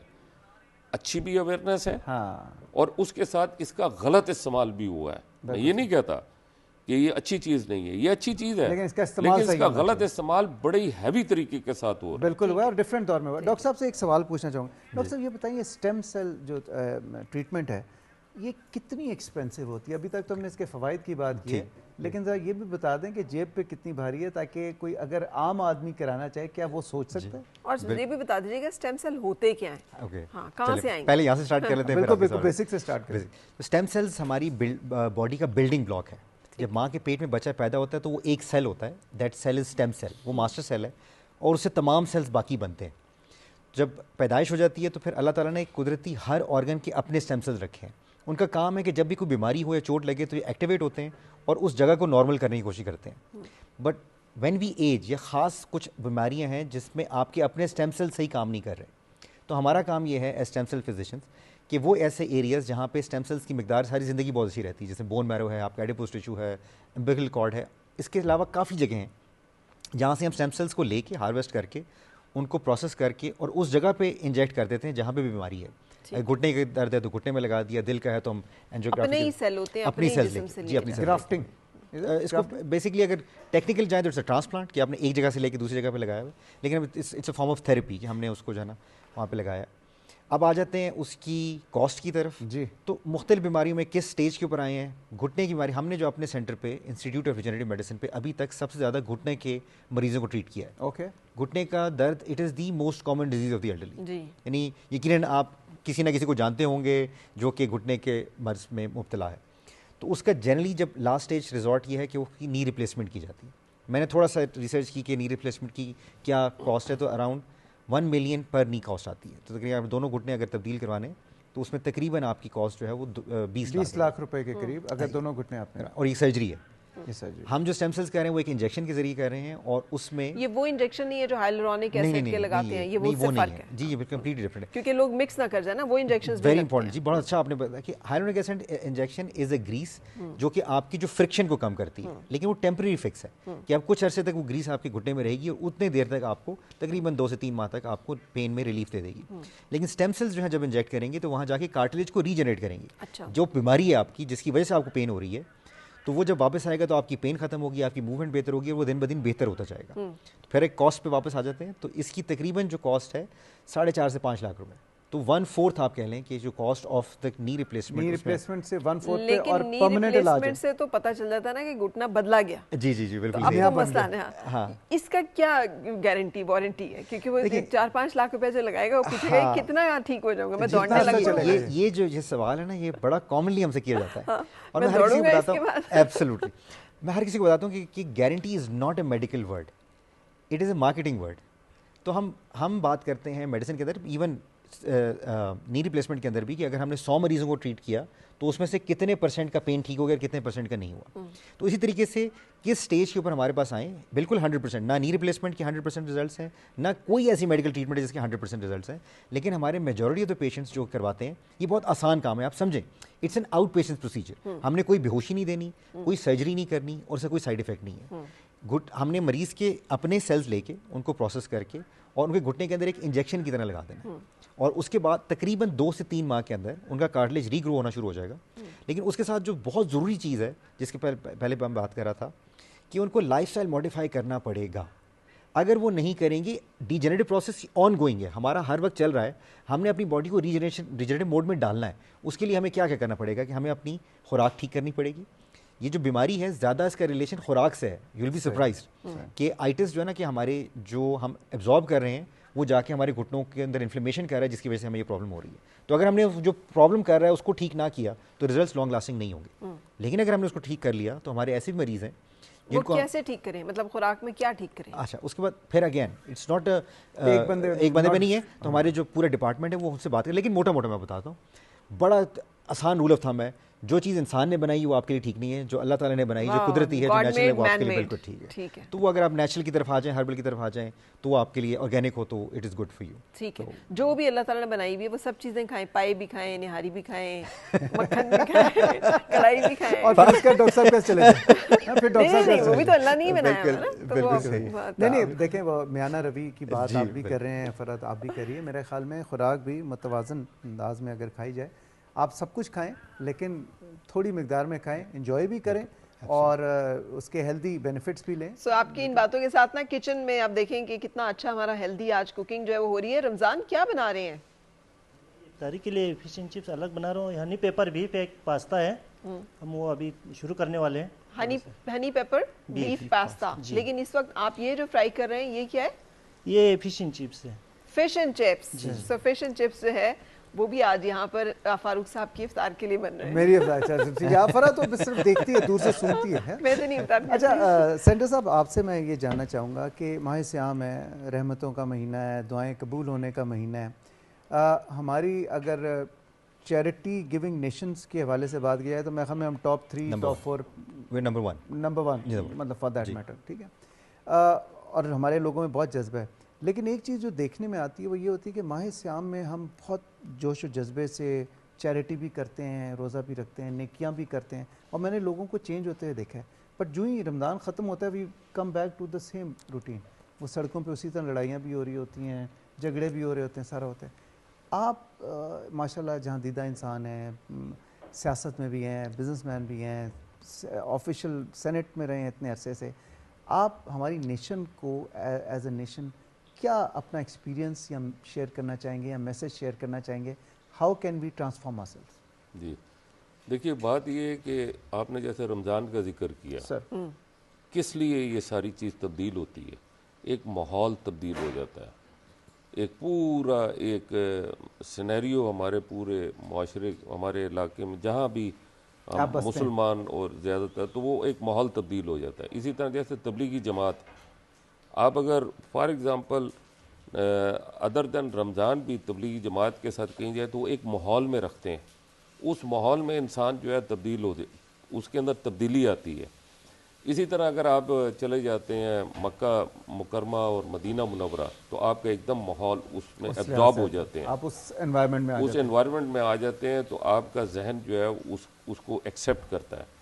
دیکھیں ہمارے پیرامیٹر بہت اعلیٰ ترین ہیں, بہت ہی عرفہ ہیں کہ ہم نے ایمانداری کے ساتھ کام کرنا ہے, ہم نے سچائی کے ساتھ کام کرنا ہے, ہم نے لوگوں کی مدد کرنی ہے, ہم نے مثبت سوچ رکھ کے آگے بڑھنا ہے. ایکچولی ہوتا کیا ہے کہ یہ ذرا کام مشکل ہے, اس کو ہم کہتے ہیں لانگ ٹرم, اور ایک چیز ہوتی ہے جو شارٹ ٹرم. مثال کے طور پہ آپ ایسا کوئی کام کرتے ہیں جو پیرامیٹرز میں نہیں آتا لیکن اس کا بینیفٹ فوراً ملتا ہے, اس طرف لوگوں کا رجحان فوراً چلا جاتا ہے.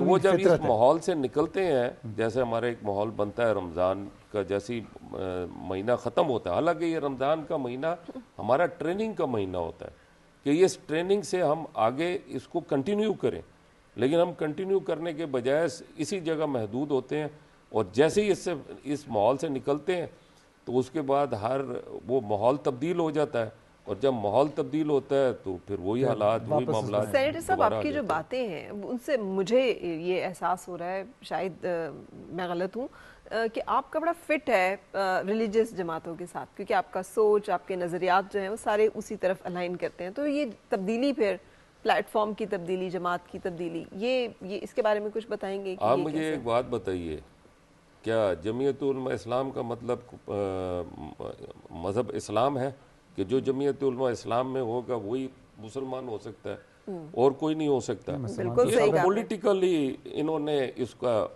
وہ سیٹ اپ بنایا ہوا ہے. اصولی طور پہ اس کا اس چیز سے کوئی تعلق نہیں ہے. آپ مجھے یہ بتائیے کہ پیپلز پارٹی میں ہو یا پاکستان مسلم لیگ نون میں ہو یا کسی بھی پارٹی میں ہو, پاکستان تحریک انصاف میں ہو, ہمارے پیرامیٹرز کیا ہیں؟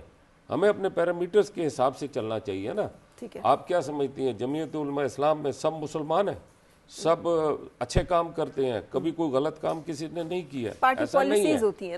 دیکھیں یہ پریزنٹیشن بنائی ہے, پریزنٹیشن بنائی ہے, یعنی ہے کہ جمعیت علماء اسلام میں بھی بہت اچھے اچھے اور اعلیٰ ترین قسم کے لوگ ہیں, اور بڑے نیک اور بڑے بزرگ لوگ اور بڑے پیرامیٹر میں رہنے والے لوگ بھی ہیں, لیکن اس کے ساتھ نیگیٹو ٹائپ کے بھی لوگ, ہر پارٹی میں, ہر معاشرے میں, دوسری پارٹی میں اس میں بھی ہے. اس لیے یہ کوئی پارٹی وارٹی کا اس سے کوئی تعلق نہیں. یہ انسان کا اپنے ول اور اپنا حساب ہونا چاہیے کہ وہ اپنے کس حساب سے لیکن سر آپ ان سیاستدانوں میں سے ہیں جو یقین رکھتے ہیں کہ آپ ان سیاستدانوں میں سے ہیں جو یقین رکھتے ہیں کہ پارٹی پالیسی یا اس کے ساتھ چلنا ہوتا ہے یا اس کے مطابق چلنا پڑتا ہے, یا نہیں آپ سمجھتے ہیں نہیں جو میں میرا خیال ہے پرنسپلز جو ہیں وہ سب سے پہلے ہیں. صحیح, پرنسپلز جو ہیں وہ اس کو فالو کرنا چاہیے. ٹھیک ہے, اور میں شکر گزار ہوں ہمارے پیپلز پارٹی کی اعلیٰ قیادت کا کہ انہوں نے مجھے بہت زیادہ ایج دیا ہے کہ میں اپنے اصولوں کے حساب سے چلتا ہوں, اور اس میں مجھے ان کی طرف سے سپورٹ ہوتی ہے. اور میں آپ کو بتاؤں اس میں بڑے اچھے اچھے لوگ ہیں. اس میں ہمارے خیبر پختونخوا کے ہیں محمد علی باچا صاحب, تھارو جنٹل مین, اور بہت سارے لوگوں کے میں نام لے سکتا ہوں, تھارو جنٹل مین لوگ ہیں. اس کا یہ مطلب نہیں ہے کہ پیپل پارٹی میں بیٹھے ہیں تو وہاں پہ, ہاں یہ ہو سکتا ہے کہ کچھ تعداد میں فرق ہو. ایک پارٹی ہے جس میں پازیٹیو قسم کی تعداد زیادہ ہے, ایک منشور ہوتا ہے نا پارٹی کا.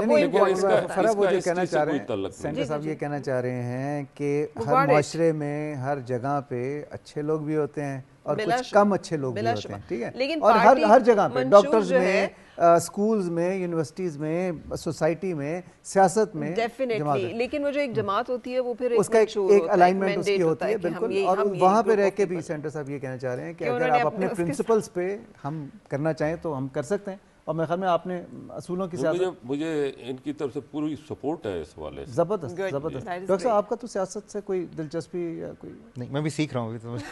آنا چاہتے ہیں آپ سیاست؟ بالکل نہیں, بالکل نہیں, ٹائم نہیں بچتا. ڈاکٹر صاحب what not to do, اگر ہم نے لمبی عمر پانی ہے تو ہمیں کیا نہیں کرنا؟ صحت مند لمبی عمر گزارنی ہے تو کیا کیا کچھ نہیں کرنا؟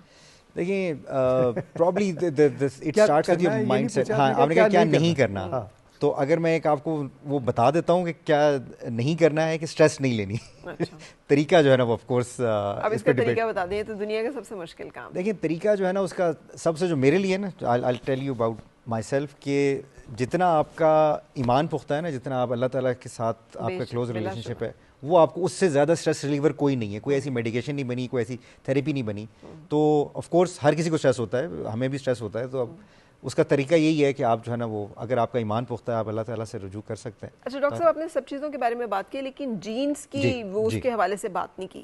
اب یہ کیا چیز ہے جینیٹک, اسے ماڈیفیکیشن کہیں گے, کیا کہیں گے؟ Again it's called gene therapy. Gene therapy. اب کچھ ایسی بیماریاں ہیں جس میں کہ آپ کے اسٹیم سیلز ہی ان میں بھی بیماری ہے. میں बड़ी कॉमन बीमारी है पाकिस्तान में, थैलेसीमिया, जी, जिसमें नस्ल दर नस्ल मुंतकिल, जी नस्ल दर मुंतकिल होती है। बल्कि अब इसके अंदर मैं आपको बताऊं कि बलूचिस्तान का एक गांव है, वहाँ के तमाम लोग जो हैं वो थैलेसीमिया के मरीज क्योंकि हैं। अनफॉर्चुनेटली लोग बताते नहीं हैं, एक तो बताते नहीं है, इंटर मैरिजेस हैं तो जिसकी वजह से कोई थैलेसीमिया मेजर है, कोई माइनर है, कोई ट्रेट है, लेकिन वो तमाम लोग थैलेसीमिया से सफ़र करते हैं। तो ऑब्वियसली अब आप उनको ट्रीट तो नहीं कर सकते ना, तो हम इसमें खैर एक और फिर हम किसी और तरफ चले जाएंगे, उसको जेनेटिक काउंसलिंग कहते हैं। लेकिन मैं आपके सवाल के जवाब की तरफ आ जाता हूँ कि अब हमें उसके अंदर क्या करना है, इन बच्चों को हमें सारी ज़िंदगी जो है ना ब्लड लगाना है, और ब्लड ट्रांसफ्यूजन के फिर और अपने फिर मसाइल हैं, तो अब रिस्क हैं, उसकी कॉम्प्लिकेशंस हैं। तो अब through gene therapy complete cure है इस बीमारी का, यानी हम सफा हस्ती से इस बीमारी को खत्म कर सकते हैं। थैलेसीमिया मेजर का शिकार है वो ठीक हो जाएगा, 100% ठीक हो जाएगा। और ये FDA अप्रूव ट्रीटमेंट है, यानी ये पूरी दुनिया के अंदर हो रही है। मैं क्योंकि I am a trainer as well, तो मैं अपनी ट्रेनिंग के अंदर ये बताता हूँ कि अनफॉर्चुनेटली जो इसका ट्रीटमेंट एक और भी है, उसको बोन मैरो ट्रांसप्लांट कहते हैं, उसके ज़रिए भी बच्चे ट्रीट हो जाते हैं, लेकिन वो एक ख़ास उम्र से ज़्यादा 5 साल से ज़्यादा उम्र के बच्चों में वो इतना ज़्यादा ख़तरनाक है, वो नहीं किया जाता, उसी काम जो सक्सेस रेट है बहुत कम है। तो अभी रिसेंटली स्टैनफोर्ड के अंदर उन्होंने 44 ईयर्स ओल्ड एक इंडिविजुअल जिनका 2022 के अंदर ये जीन थेरेपी हुई थैलेसीमिया की, और 2022 से लेकर अभी तक उनको कोई ब्लड ट्रांसफ्यूजन लगाने की जरूरत नहीं पड़ी। अच्छा। तो इट्स अ ह्यूज सक्सेस। लेकिन फिर वही कॉस्ट इफेक्टिव है कि नहीं है, कि अभी ये एक्सपेंसिव ट्रीटमेंट है। तो अब हम इंस्टीट्यूट ऑफ जेनेटिक मेडिसिन में हमारे बनाने का एक मकसद ये था कि पेशेंट केयर के साथ साथ हम इसकी कॉस्ट को जितना कम से कम रखें, वो हमारी कोशिश ही यही है ताकि आम आवाम भी इससे फायदा जितना, तो जितने ज़्यादा लोग इसको, जितना हम इस ट्रीटमेंट को आम करेंगे, it's an economy of scale, कि उसकी जो कॉस्ट है वो नीचे आती जाएगी। लेकिन डॉक्टर साहब इतनी सारी ऑर्गेनाइजेशन है जो थैलेसीमिया के हवाले से खास तौर पे काम करती हैं, डोनेशंस इकट्ठी करती हैं उन मरीजों के लिए खून, क्योंकि जैसे आपने कहा सारा साल खून, इसमें पैसा भी है, इसमें रिसोर्सेज भी हैं, बहुत तकलीफ पेन अलग है, तो वही डोनेशंस इस तरह भी तो कन्वर्ट किए जा सकते हैं कि जी बिल्कुल ऐसा ही है। और प्रॉब्ली शायद आप लोग आवाज़ बन सकते हैं कि इसमें जो है ना, ये अभी डॉक्टर साहब कॉमन नॉलेज अवेयरनेस लेवल से कम है, मतलब लोगों को अभी नहीं पता कि ये काबिले इलाज है, हमेशा के लिए वाहिद मर्ज है जो कि जीन्स नहीं, ये तो मैंने एक एग्जांपल दिया। और कौन-कौन से अमराज, डायबिटीज है या हार्ट का जो इशू जेनेटिकली आता है, इसको भी आप इस आप लोग अगर आप रिसेंटली फॉलो किया हो आप लोगों ने, तो चाइना ने ये एक treatment through gene therapy introduce कराई है, जिससे टाइप 1 टाइप 2 डायबिटीज़ क्योर हो गया है। वन टाइम ट्रीटमेंट आपकी जो है तमाम, खासतौर पे जो टाइप 1 डायबिटीज़ है जो कि यंगर एज के अंदर होती है, जिसमें आपके ऑटोइम्यून डिजीज़ में आपके बीटा सेल्स ख़त्म हो जाते हैं, यानी आपको शुरू ही इंसुलिन लगा के करना होता है कि आपने इंसुलिन पूरी करनी है, वो कंप्लीट क्योर है विद दिस। फिर कैंसर की जो है वो complete cure of certain cancers through this. अब एंटी एजिंग आप जो बात कर रही हैं, ऐसे जीन्स जिनकी वजह से हम एज करते हैं, या ऐसे जीन्स जो कि हमें एंटी एजिंग के अंदर मदद करते हैं, हम उनको ऑन या ऑफ कर सकते हैं थ्रू दिस टेक्नोलॉजी। चीन ने तो मतलब क़यामत के करीब है, हम रेवोल्यूशन कॉमन हो गया अभी डॉक्टर साहब, अभी पॉकेट्स में हो रहा है, अभी कॉमन नहीं है। लेकिन डॉक्टर साहब इसमें बिग फार्मा बताइए, ये जो आप चीन का कह रहे थे, अब सॉरी लेकिन मुझे चूंकि इंटरेस्ट है इन चीज़ों से, वो कह रहे थे लेकिन चीन ने जैसे ही कहा है तो वो कह रहे थे कि सारी मेडिसिन तो आती हैं यूरोप से और अमेरिका से, कैंसर की, तो वो कैसे आने देंगे इन ट्रीटमेंट्स को, वो कहेंगे कि हमारी मेडिसिन कौन खरीदेगा, आपने इलाज ही निकाल दिया। तो ये तो देन ये कितना बड़ा चैलेंज है रीजनरेटिव मेडिसिन में। और ये जो थी ना, जो टेक्नोलॉजी है stem cell and regenerative medicine की, ये 1987 से एस्टैब्लिश्ड है। प्रोफेसर आर्नल्ड कैप्लन ने जो सेल्स सबसे ज़्यादा यूज़ करते हैं उनको दरियाफ्त किया था। पेनिसिलिन के बाद ये सबसे बड़ी दरियाफ्त समझी जाती थी, उनको नोबेल प्राइज़ भी मिला, he died a few years ago. लेकिन आप ये देखें कि वो 1987 के बाद अभी तक वो कोई मेन स्ट्रीम में नहीं आ सकती। वजह यही है, उसकी वजह यही है। लेकिन अब ये है आफ्टर कोविड इसको बहुत पजीराई मिली, लोगों ने इसकी ट्रीटमेंट करवाई। तो अब होता क्या है कि अभी जब मैस इफेक्ट आता है तो आप उसको रोक नहीं सकते, अभी हो रही हैं ट्रीटमेंट्स, और दुनिया के ऑलमोस्ट हर मुल्क के हर जगह शुरू होगी और आहिस्ता आहिस्ता कॉमन होती जाएगी। ज़बरदस्त। सेंटर साहब आपसे, क्योंकि हमारी लाइव ट्रांसमिशन है, वक्त भी महदूद है, मैं आपसे ये जानना चाहूँगा कि नौजवानों के लिए स्पेसिफिकली पाकिस्तान की 60% से ज़ायद आबादी जो है वो नौजवानों पर मुश्तमिल है।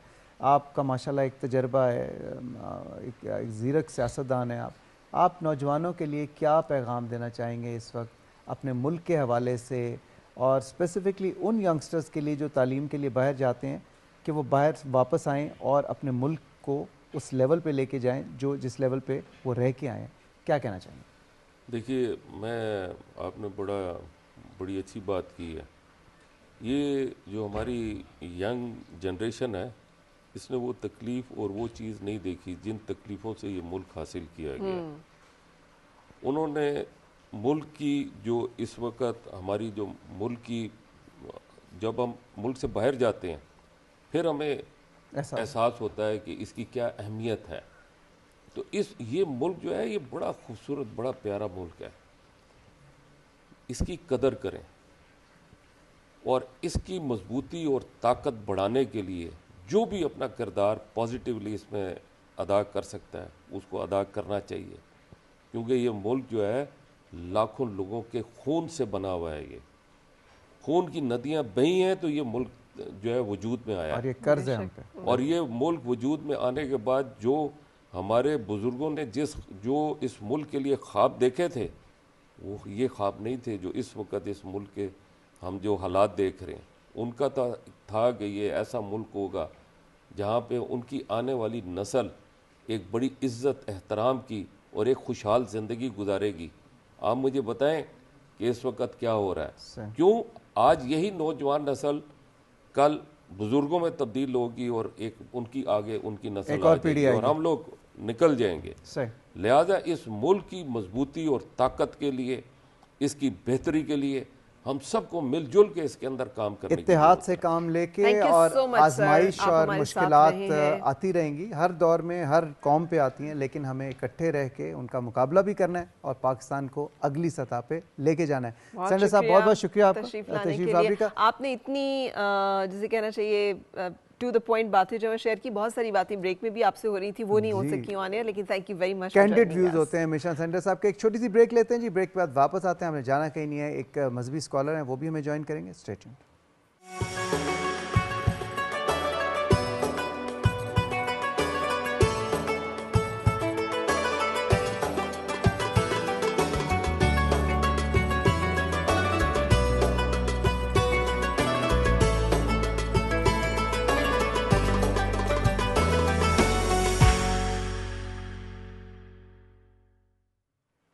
نور رمضان میں ایک مرتبہ پھر خوش آمدید. میں ہوں سید فاروق حسن، میرے ساتھ موجود ہیں فرا سعدیہ، اور ہمیں جوائن کیا جی اسد ہزاروی صاحب نے. مولانا اسد ہزاروی صاحب کیسے ہیں آپ؟ ٹھیک ٹھاک ہیں؟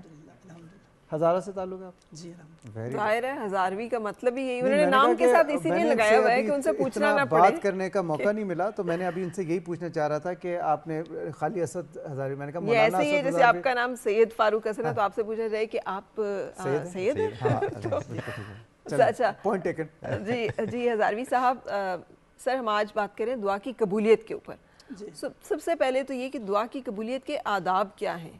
مطلب ایک ہمیں طریقہ بھی تو بتایا ہوا ہے نا کہ دعا کرنی ہے اللہ تعالیٰ سے، تو اس کا ایک آداب ہے، اس کی کچھ شرائط بھی ہیں، وہ کیا ہیں؟ بسم اللہ و ملت اللہ علی رسول اللہ صلی اللہ علیہ وسلم. سب سے پہلے کہ یہ رمضان المبارک کا مہینہ جاری اور ساری ہے، اور ہمیں یہ سمجھنا ہوگا کہ یہ رمضان المبارک کا مہینہ محض بھوک اور پیاس کا مہینہ نہیں، بلکہ یہ دعاؤں کی قبولیت کا موسم بہار ہے. اور اس مہینے کے اندر جب زمین سے آہ نکلتی ہے تو آسمان سے لبیک کی صدا بلند ہوتی ہے. تو پھر قرآن نے اس کے مختلف پہلو بتائے، جس طرح کہ آپ کا سوال ہوا کہ دعاؤں کی قبولیت اور اس کے آداب. دعاؤں کی قبولیت کے آداب میں سب سے پہلے یہ ہے کہ انسان کا اخلاص ہونا چاہیے کہ وہ کس اخلاص کے ساتھ دعا مانگ رہا ہے. اور پھر کچھ رکاوٹیں بیان کی آقا علیہ الصلوۃ والسلام نے اس دعا کے اندر، اور بالخصوص رمضان المبارک کے اندر اس دعا کو خاص کیا. اور اللہ تبارک و تعالیٰ نے قرآن مجید میں اس کا ذکر کیا کہ وَإِذَا سَأَلَكَ عِبَادِي عَنِّي فَإِنِّي قَرِيبٌ أُجِيبُ دَعْوَةَ الدَّاعِ إِذَا دَعَانِ، کہ جب میرے بندے آپ سے میرے متعلق پوچھیں تو انہیں کہہ دیجئے کہ میں بڑا قریب ہوں، میں ان کی دعائیں سنتا ہوں، پکارنے والے کی پکار سنتا ہوں، میں پکارنے والے کی پکار سنتا ہوں اور انہیں عطا کرتا ہوں، ان کی دعاؤں کو قبول کرتا ہوں. تو اب یہ جو آیت آئی ہے، اس سے پہلے جو چند آیات ہیں ان میں روزوں کا ذکر ہوا. اس کے بعد جو آیہ مبارکہ ہے اس میں رمضان کا ذکر ہوا. اس کے درمیان میں یہ آیت اس بات کی نشاندہی کر رہی ہے کہ دعاؤں کی جو قبولیت کی گھڑیاں ہوتی ہیں وہ رمضان المبارک کے اندر ہوتی ہیں. جی مفسرین اس کے بارے میں فرماتے ہیں کہ اس کے راز یہ ہے، اس کے اندر راز یہ ہے کہ رمضان المبارک کے اندر انسان اللہ کے قریب ہوتا ہے، اور جو جتنا رب کے قریب ہو اتنی اس کی دعائیں قبول ہوتی ہیں. بالکل. لیکن مفتی مولانا صاحب ایک حدیث مبارکہ ہے رسول پاک صلی اللہ علیہ وسلم کی کہ ایک شخص ہے پراگندہ حال ہے, سفر کر کے آیا ہے اور پکار رہا ہے اے میرے رب اے میرے رب, لیکن اس کی دعا سنی جائے تو کیسے کہ اس کا لقمہ حلال ہے, اس کا لباس حرام ہے, اس حرام ہے سب کچھ, اس کا جو ہے سب کچھ جو ہے وہ حرام ہے. سو حرام کی اتنی بڑی ہے کہ اس کے ساتھ آپ کی 40 دن کی عبادات جو ہیں وہ رد ہو جاتی ہیں, آپ کی دعا جو ہے وہ قبول نہیں ہوتی. یہی تو رکاوٹ ہے, یہی تو دعاؤں کے اندر رکاوٹ ہے. آج ہم کہتے ہیں نا ہماری دعائیں قبول نہیں ہوتی, تو ایک انسان لقمہ حرام سے دور نہیں رہ سکتا. ایک انسان ناحق قتل کر رہا ہے, زنا کر رہا ہے, زانی ہے, تو اس کی دعائیں کیسے قبول ہوں گی؟ ایک انسان قطع رحمی کر رہا ہے تو اس کی دعائیں کیسی قبول ہوں گی؟ دعاؤں کو قبولیت کے لیے سب سے پہلے اپنے آپ کو پاک کرنا ہوگا. رمضان بھی ہمیں یہی سکھاتا ہے کہ سب سے پہلے اپنے آپ کو پاک کرو, پھر رب کی بارگاہ میں اخلاص سے دعا مانگو, پھر دیکھو دعا کیسے قبول ہوتی ہے. بالکل صحیح. ڈاکٹر صاحب آپ سے جاننا چاہوں گا, یہ سٹیم سیل کی جو ٹریٹمنٹ ہے اس کا کوئی ایج گروپ ہوتا ہے کہ اس سے کم عمر کے نہیں کرا سکتے یا اس سے زیادہ عمر کے لوگ نہیں کرا؟ That's the beauty of it کہ جی جب یہ ہر قسم کے مریض ہم لوگوں نے اپنے سینٹر کے اوپر انفنٹ سے لے کے ابھی تک جو ڈائبٹیز ٹائپ 2 کو آپ ٹریٹ کریں گے تو بچے ہی ہوں گے زیادہ تر نوجوان. ٹائپ 1 ڈائبٹیز جو ہے بچوں کے اندر ہوتے ہیں, لیکن ہم اس سے بھی چھوٹے بچے جو سیریبرل پالسی کے بچے ہوتے ہیں, آٹسٹک بچے ہیں, ان کے اندر بھی یہ ٹریٹمنٹ جو ہے نا آٹزم کا بھی سے ٹریٹمنٹ ہے. جی آٹزم کا بہت اچھا ٹریٹمنٹ ہے اس کا. اور آٹزم بھی کیور ہو جاتا ہے آلموسٹ, اگر آپ ایج اچھی گروپ ہے لیس دین 5 ایئرس ہیں اور ان کا آٹزم کی اسکورنگ ہوتی ہے, پھر مائلڈ ٹو ماڈریٹ, تو وہ بچے اسپیکٹرم سے باہر آ جاتے ہیں. صحیح. اچھا ڈاکٹر صاحب آپ سے میں نے یہ بھی پوچھا تھا کہ جب اتنا اچھا کام ہو رہا ہے تو پھر ہمارے یہاں پہ ہیلتھ ٹورزم جو ہے اس کو کیوں نہیں ہم دیکھیں یہ بہت ضروری ہے. ابھی جو ہے نا ابھی ہم لوگ ہمارا ہی سینٹر مختلف جو حکومتی ادارے ہیں ان کے ساتھ کولیبریٹ کر رہا ہے کہ ہمیں میڈیکل ٹورزم لے کے آنا ہے پاکستان کے اندر. ہمارا جو ہمسایہ ملک ہے وہ ہم سے بہت آگے نکل گیا اس معاملے میں کہ وہاں پہ بہت زیادہ میڈیکل ٹورزم ہو رہا ہے. ٹرکی کی آپ نے ایگزامپل دی, ہم ٹرکی کے ساتھ کولیبریٹ کر رہے ہیں for our stem cell project. انہوں نے جو ہماری لیب ہے انہوں نے بنا کے دی ہے. ٹرکی کا ہم ماڈل کوشش کر رہے ہیں کہ ہم یہاں پاکستان کے اندر لے کے ریپلیکیٹ کریں, کیونکہ why reinvent the wheel, it has been done in many countries for many years. تو اس کے لیے ہمیں کچھ فیسیلیٹیشن چاہیے کہ لوگوں کو ویزا, جیسے نا ہمارے پاس بہت سارے ایسے پیشنٹس ہیں جو آنا چاہتے ہیں تو ان کے لیے ویزا کی فیسیلیٹیشن ہونی چاہیے, کیونکہ ابھی آہستہ آہستہ آپ دیکھ رہے ہیں کہ اس کے اندر کافی اب ہے ویزا آن ارائیول کا ہے جو ان کو ہیلتھ کے لیے ویزا مل رہا ہے. تو یہ چیزیں لا کے ہم لوگ نہ صرف یہ ہے کہ اپنے لوگوں کا بھلا کر سکتے ہیں. جب میڈیکل ٹورزم آتا ہے تو سب سے زیادہ ہم where dollar strap cash, it is also foreign direct investment کی ٹائپ کی چیز ہے. ایکچوئل جی ڈالرز آپ کے پاس آ رہے ہیں, آپ کے پاس ڈالرز اور یوروز اور یہ تمام چیزیں آئیں گی. اب اس کے لیے ضروری ہے کہ ایز این انڈسٹری اس کو لے کے چلا جائے کہ اس میں صرف medical is one part of it, کہ اب ان کے لیے کمپلیٹ کہ جب جیسے انہوں نے وہاں سے اپنے گھر سے نکلنا ہے, یہاں آنا ہے, ٹھہرنا ہے, یہاں پہ کیسے everything has to be incorporated in that. تو ہم we are working on it. تو آئی بلیو کہ اس سے ہم لوگ کافی زیادہ. ڈاکٹر صاحب آپ سے ایک آخری سوال پوچھیں گے, اس کے بعد ہم نے کچن پہ بھی جانا ہے. ڈاکٹر صاحب یہ بتائیے کہ اسٹیم سیل کی جو ٹریٹمنٹ ہے اس کا کوئی اسپیشلائزڈ ہاسپٹل یا فیسلٹی پاکستان میں اب تک بنی ہے, جیسے ہارٹ کا ہے, چلڈرن ہاسپٹل ہے, اس طرح اسٹیم سیل کا کوئی؟ یہ ڈاکٹر صاحب نے بنائی ہے. جی ہمارا جو ادارہ ہے اس کے علاوہ کوئی مطلب ایک جیسے یہ کوئی اسپیشلائزڈ بہت بڑی حکومتی ادارہ نہیں ہے, حکومتی ادارہ نہیں ہے. اور آپ کا بھی ہاسپٹل ہے؟ جی ہمارا ہاسپٹل ہے, ہاسپٹل ہے, proper hospital, it's one of a kind. ایک ہی ہے, کچھ اور بھی ہیں لوگ جو اس کے اندر کام کر رہے ہیں, لیکن ہم لوگوں نے وی اسٹارٹڈ اٹ ایک ایسا ادارہ جو صرف ریجنریٹو میڈیسن کے اوپر کام کر رہے ہیں. میرا نہیں خیال کہ کہیں اور پاکستان میں ابھی تک بنا ہے. Institute of Regenerative Medicine is one of its kind, اور ہمارے بنانے کا مقصد یہ تھا کہ ہم وہاں پہ انڈر ون امبریلا وہ تمام کام کر سکیں جو ریجنریٹو میڈیسن کے اندر کیے جاتے ہیں. تو حکومتی سطح پہ کب اس کو پیٹرنیج ملے گی؟ کچھ ابھی حکومت سے پوچھنے والی بات ہے, ڈاکٹر صاحب بیچارہ ہم کو کیا نہیں کوئی بات چیت جی چل رہی ہے. میں کل بھی منسٹری آف ہیلتھ کے اندر ہم لوگ گئے ہوئے تھے, ہم لوگ اسی کی تمام چیزوں پہ بات کر رہے ہیں. نہیں میں کہہ رہا ہوں کہ ٹورزم پوائنٹ آف ویو سے اتنا اچھا ہے جی, ایس آئی ایف سی کے اندر ہم لوگ اس پہ بات کر رہے ہیں. اچھا وائنڈ اپ کرتے ہوئے قاری صاحب, دعا مانگنے کا کوئی طریقہ بھی ہے کہ کیسے دعا مانگی جائے؟ دیکھیں دعا مانگنے کا طریقہ کار تو بہت سے ہیں, لیکن میں یہاں پہ رک کے ایک بات کرنا چاہوں گا کہ اکثر لوگ یہ کہتے ہیں دعا مانگتے ہیں اور دعا مانگنے کے بعد یہ کہتے ہیں کہ ہماری دعائیں قبول نہیں ہوتی. تو آقا علیہ الصلوۃ والسلام نے سب سے پہلے اس کی 3 صورتیں بتائی ہیں. وہ 3 صورتیں یہ ہے کہ ایک صورت تو یہ ہے کہ انسان کی دعا اسی وقت قبول ہو جاتی ہے, یعنی جو چیز مانگی جاتی ہے وہ چیز اسے عطا کر دی جاتی ہے. اور دوسری صورت یہ بتائی ہے کہ اس کے اوپر سے مصیبت کو ٹال دیا جاتا ہے. اور تیسری صورت جو آقا علیہ الصلوۃ والسلام نے بتائیے وہ صورت یہ ہے کہ اس کا ذخیرہ جو ہے آخرت میں دے دیا جاتا ہے، یعنی آخرت میں اس کا نعمت بدل دیا جاتا ہے۔ تو دعاؤں کا جو طریقہ کار یہ ہے کہ سب سے پہلے میں نے پہلے بات کر چکا بھی ہوں کہ دعا کا جو طریقہ کار ہے وہ سب سے پہلے اخلاص ہونا چاہیے، نیت ہونے چاہیے، اور پھر آقا نے فرمایا گڑ گڑا کے دعا مانگو، رو کے دعا مانگو، اگر رونا نہیں آتا تو رونے والی شکل بنا کے دعا مانگو۔ قرآن کی آیت مبارکہ ہے کہ اللہ تعالیٰ سے جو ہے آہستہ آواز میں گڑ گڑا کے جو ہے وہ دعا مانگو، گڑ گڑا کے دعا مانگو۔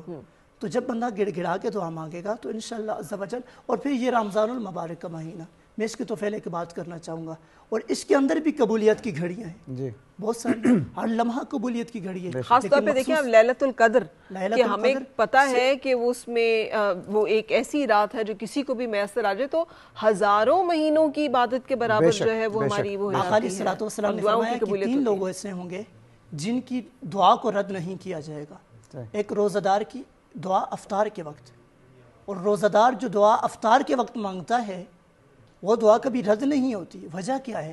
کیونکہ افطار کے وقت بندہ عاجز ہوتا ہے، عاجزی کے اندر، انکساری کے اندر رب سے دعا مانگتا ہے، کمزور ہوتا ہے اور دل ٹوٹا ہوا ہوتا ہے، اور ٹوٹے ہوئے دل سے جو شخص دعا مانگتا ہے وہ عرش معلیٰ تک پہنچتی ہے۔ بہت بہت شکریہ آپ کا ڈاکٹر صاحب، آپ کا بھی بہت بہت شکریہ۔ میں ہم نے کچن کی طرف، لیکن ایک چیز ہے چھوٹی سی میں اس میں ایڈ کر دوں، جو قاری صاحب نے ابھی بات کی ہے کہ ہم سمجھتے ہیں نا کہ دعا ایک حدیث مبارک ہے کہ مظلوم کی آہ سے ڈرو کہ وہ عرش جو ہے اسے چیر جاتی ہے، اور اس میں کوئی شرط نہیں ہے کہ وہ مسلمان ہوگا یا غیر مسلمان ہوگا، کوئی بھی شخص جس کی دل آزاری ہوگی، اس کی حق تلفی ہوگی، اس کے ساتھ ظلم ہوگا، تو اس کے ساتھ اس کی جو دعا ہے اور بد دعا ہے وہ نیت سے جو بھی چیز کی جائے، جو بھی ریکویسٹ کی جائے، دعا کی جائے، وہ یقیناً اوپر تک جاتی ہے، اور اللہ تعالیٰ کوئی دعا بھی رد نہیں کرتا، اس کا قبولیت کا وقت آگے پیچھے ہو سکتا ہے۔